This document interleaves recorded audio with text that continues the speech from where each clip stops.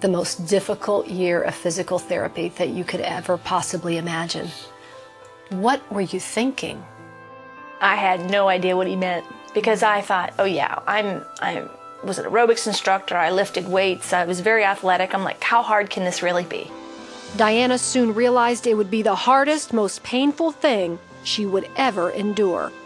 In the video, you're lifting a leg, and it seems like it's taking every ounce of strength to bring that leg up. Totally. I would just pray for God's grace. Not for the next 5 minutes, not for the next 10 minutes, for the next 20 seconds. It says, my grace is sufficient for you, and it was. I was so grateful for what he had done for me that I believed that I was willing to do whatever was possible to get myself better. And I was going to wait and allow him to do what was impossible. Because there was many times that it was so difficult, I just was like, oh, could we just stop? But then I would be reminded, this like voice inside of me, you can't stop. You need to press on. Because I knew if I stopped, it's like if you don't keep going forward, you lose ground. You get worse.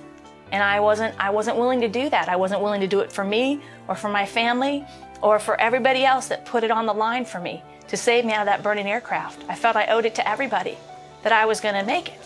And I wasn't just going to make it, I was going to be back, because I wanted to prove to people how miraculous this was. Were you ever afraid you weren't going to come back? I would say at night, that's when the doubts came. In the darkness, I would hear those words of doubt. You can't, you won't. And so I would just claim God's promises.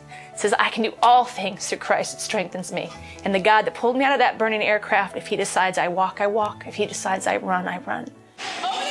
Diana came back.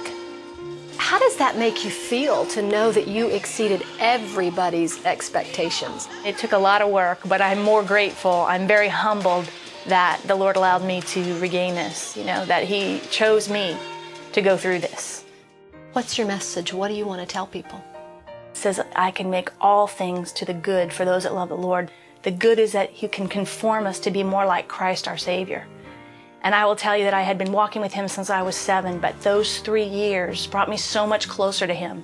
I so much now know more of what he went through for us, how he suffered willingly. I didn't suffer willingly. Christ suffered willingly.